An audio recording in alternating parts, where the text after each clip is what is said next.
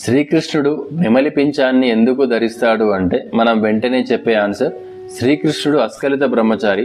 So నెమలి కూడా అలానే, దానికి సింబాలిక్గా శ్రీకృష్ణుడు నెమలి పింఛాన్ని ధరిస్తాడు అని.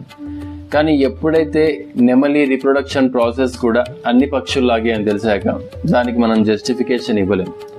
ఇంకో కథ ఉంది.